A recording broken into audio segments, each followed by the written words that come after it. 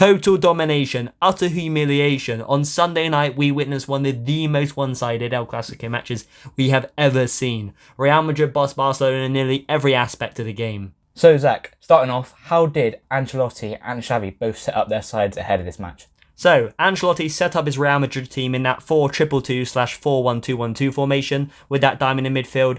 Obviously, Bellingham playing that typical role, making runs into the box. Vinicius and Rodrigo as those sort of inside narrow forwards. And Barcelona set up in a 4-2-3-1. However, when they were defending, they would set up in a 4-4-2. And then they would press in that way as well. And that's what really cost them, as we'll go on into the video. So as I just touched upon, Barcelona's 4-4-2 setup when defending did cost them because De Jong and Gundogan, as good as they are, none of them are really traditional holding midfielders. They don't have that same physical presence and aren't able to cover the sort of ground that a defensive midfielder covers in a sense of reading the game and positioning well. So that did cost Barcelona because when they were pressing as a 4-4-2, they would often leave gaps in behind Gundogan and De Jong. So the gap between them and Koundé and Christensen would be big and there'd be a lot of space for the likes of Bellingham to make runs into, and that's where Real Madrid found a lot of joy. They'd pick up the ball, they'd play it out the back Real Madrid, and they'd just slot balls past Barcelona's midfield, past Gundogan, past De Jong, and then they would be into the attacking third and be able to break down Barcelona's defence. So that was the most obvious weakness in Xavi's setup, was the fact that there wasn't a natural DM, whereas as Real Madrid had Tchoumeni in the 6, they didn't have those same problems that Barcelona did. Because Real Madrid pressed like Barcelona, they looked to close down gaps, close down space, but Tchoumeni played in that traditional lone 6 role. He anchored the midfield, and then he would sweep up any of the loose balls, win back possession, and almost sit back and not engage with the press. Because Barcelona were engaging with the press and the whole midfield it was one pass through. Whereas because Tchoumeni was sitting deeper and sort of occupying that space, if they did break through the press, which Barcelona did on occasions, Tchoumeni was there to sweep up the ball and retain possession. And win back possession for Real Madrid. I think this is where we can also see Barcelona actually miss someone like Busquets. To find a replacement for Busquets is going to be really, really difficult. Well, we've seen De Jong and Gundogan, they aren't like Busquets. No, they're not. The profile of players that they are, Exactly. neither of them like Busquets. But if you put Busquets in there, then perhaps you could certainly help Barca going forward. Maybe and these problems defensively would be eradicated and maybe Barcelona wouldn't have looked so vulnerable in transition and vulnerable in phases of play against Real Madrid. Also, Barcelona's inability to press effectively did cost them in that first goal. Real Madrid bypassed their midfield press. Christensen steps out, leaves the defence exposed, Vinicius scores. If Christensen either pressed with more conviction or sat off, and Barcelona had a midfielder to sweep up the play and almost mark, I think it was Bellingham who had the ball in that position, maybe the goal wouldn't have happened. So that's something that Xavi needs to work on moving forward. Well, I think it's evident as well because Barcelona really didn't hold their line well at all. And we've seen that, and it's evident in the second goal too. And this is a consistent issue throughout, as you just mentioned, Zach. And maybe this is down to poor coaching, or perhaps it's down to a lack of communication from each players. Because as you said, they're just not looking like a proper team. No. And listen, they've played under Xavi for a while, so you'd think that they can sort of maybe sort out that communication issue. And like Christensen and Koundé, Arujo, Balde, they've all played together in a back line. Exactly, that's the thing. And when they're not holding their line well. Yeah, it's really weird the fact that they're sort of not communicating well. And this could be maybe a coaching issue, which this could be an issue that Xavi needs to sort of address because, like you said, these players it's not like they're completely new and they haven't played each other. They have been playing with each other for quite a while now. So it's really sort of worrying from Barcelona's point of view. I agree, because in that second goal, the way Vinicius was just able to bypass the high line. If you play a high line, you've got to stay in line as a back four. You can't be disjointed because then it's not effective. No. And when you play against Real Madrid, who have Rodrigo and Vinicius, who can really, really expose if your high line is we've bad. seen that. They completely punish them, didn't they? Exactly. So if you have players like that playing on the pitch, you need to make sure your high line's on point. It's not like playing against Chris Wood and Ashley Barnes, where it maybe isn't as important. But that really did cost Barcelona with the first goal and especially the second.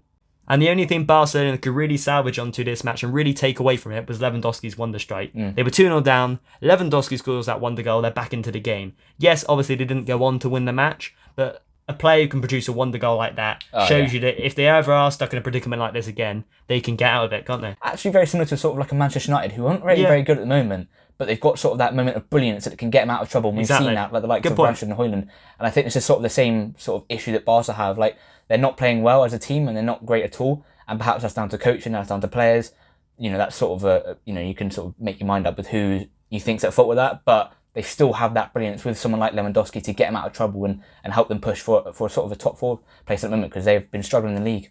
However, you could almost say that although it was a good goal for Lewandowski, the way the chance came around wasn't good. It was deflections, it was messy, and messy, ironically. But it almost explains a lot of Barcelona's problems, how they weren't really to be able to create a lot of good chances, a lot of good quality chances, so they were sort of having to salvage things and having to score goals like this Lewandowski one, because although that's a moment of brilliance for Lewandowski, that's not going to happen regularly, and you want to be creating good quality chances. City are the best at it. They create an abundance of chances. They all look similar. All their goals are quite similar, tap-ins, little intricate plays. Patterns of play. Yeah, patterns of play, exactly. And at the moment, we're not really seeing that under Xavi in this current Barcelona system. And once again, there was a lack of communication from Barcelona in the build-up to Real Madrid's third goal, which was obviously when Roberto was on Tchoumeni and he told Balde to go pick up the overlap of Carvajal, and unfortunately he didn't for Barcelona, which meant Roberto went to go pick up Carvajal himself, which led Tchoumeni to have all the time in the world to pick up that ball for Vinicius Jr., and that was obviously when Arujo fouled Vinicius Jr. and got the penalty, and that was obviously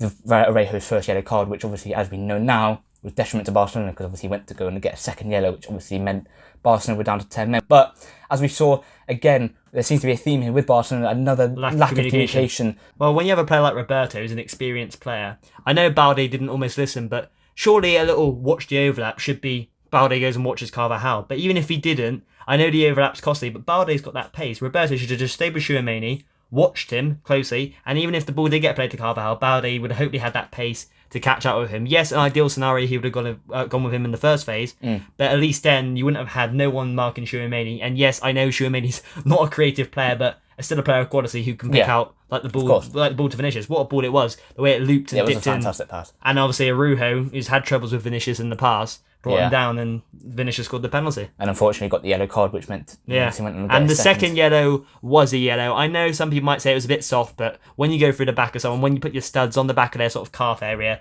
you're going to find yourself in the book. You're definitely going to get yourself in trouble with tackles like that, aren't you? And Barcelona's lack of discipline was evident in the fourth goal, where Valverde was able to drive through the midfield, right down that right channel. There was so much space, and then he was able to pick out the ball for Vinicius at the far post. I mean, obviously there was a bit of a deflection, but then it fell at Rodrigo's feet. And that's just sort of sums up Barcelona's performance. Deflections, not being able to receive the ball well, lack of communication, leaving massive gaps for Valverde. And I think it's worth a mention that Ancelotti's game management is second to none across Europe. The way Ancelotti can instruct his side to press or sit back, because you see that Real Madrid a lot, sometimes they just don't have the ball for long periods and then they hit on the break.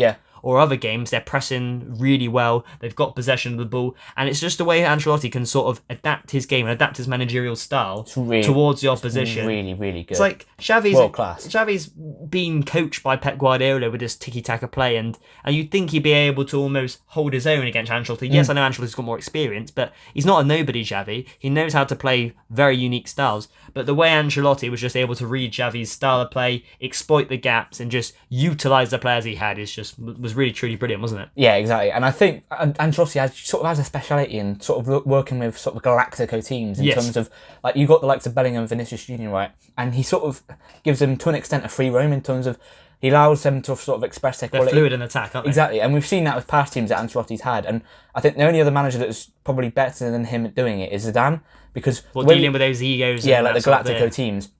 Because the way Ancelotti, like, you see Vinicius Jr., like, he's like the Cristiano Ronaldo of the past Real Madrid teams in terms of he is that man. And Ancelotti, like, he loves him to be that man. He lets him and allows him to be that man. He's not restricting him to a confined space or a confined We're not position. looking at like a system as a like play. what Pep does. Exactly, like Pep with like Grealish, for example. Like we're looking at a manager that sort of lets his players express their feelings in terms of like the way they want to play football. Allows them to be fluid. Exactly, because we see the way Bellingham plays, we see the way Vinicius Jr. plays, we see the way that these players play. Rodrigo, Valverde, they all just interchange effectively, don't they? Exactly, and like you said, like the different sort of setups in terms of before games, Ancelotti has been absolutely spot on at it. I think that also shows the levels of between the two clubs at the moment. I know Barca did win the league. Don't get me wrong. I mean, I know they've been very, very good. Traditionally, Barca win the league and Real Madrid do well in the cup. Yeah, exactly. That's the thing. But I think even when Real Madrid, I mean, right now they have a fantastic team. Don't get me wrong, right? They have a great team, but they're not like the teams of the past. No, not with Barca,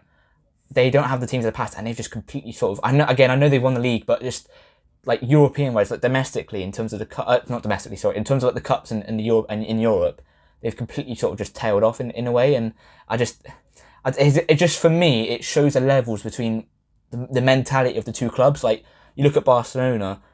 I mean, if Real Madrid were performing the way Barcelona were right now, they'd be going absolutely ballistic. And I'm sure Barca fans are very, very angry, but it just shows to me.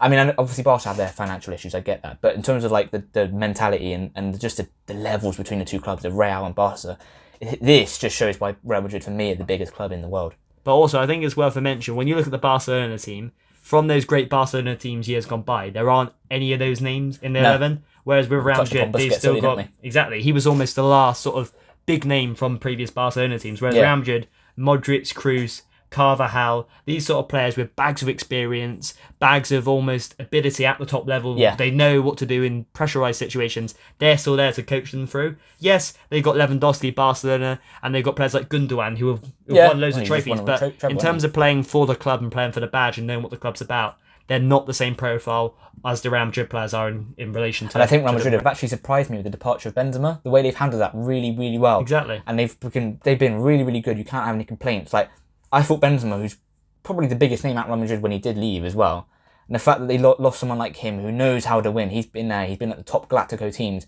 And the fact that you lose him and then you can still perform the way Real Madrid are playing, like you said, I think it shows that they still got the likes of Modric and Kroos. They still got that mentality. Yeah. Exactly, they still got the mentality there. And I think what Barca have failed to do is bring in the players like Vinicius Junior, for example, knows how to win a Champions League. Despite him being his age, he knows how to win. Whereas the Barca players that are coming through, the young players that are coming through, well, Lewandowski, Gundogan, I think that's it. That's the thing. They've won top trophies, but not at the club, if that makes sense. Exactly. And I think that sort of does make a difference. Like what I was saying earlier on, how it's hard to almost indulge yourself in the ethos and the culture of the club and know what's about. Not that those players don't, but like we keep on reiterating, these Real Madrid players know what it's like to win things and know how to win things with Real Madrid. Well, you look at Rodrigo, look at Valverde, Vinicius Junior, they've all won Champions Leagues. They've won Champions League titles, and the Barca players that are coming through now, they haven't won, like you said, apart from Gundogan and Lewandowski, which haven't even won it at Barca, they haven't won sort of the big accolades that they need to win for a club like Barcelona. And I think that this is sort of talking about in the past. I think that's where Barca have failed to bring in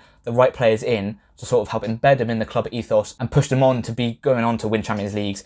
Because that's what Real Madrid do have. The young players that they have coming through know how to win, whereas Barca, they just don't quite have that. And I think we can sort of see that. And the way the two clubs are at the moment, you look at the mess that Barca are in, and even Real Madrid, I know they're not performing to their they're in a much better situation. But yeah, you can look at the differences between the two sides, and it's like night and day, isn't it? So to conclude, it's obvious that Ancelotti's game management, Barcelona's lack of DM and lack of ability to press effectively, and the lack of ability to play an effective high line costed them, and obviously the quality of Vinicius was on show for all to see. Yeah. Anyway, if you have enjoyed this video and like to see more tactical videos, hit the like button and subscribe button because they are a pain to make.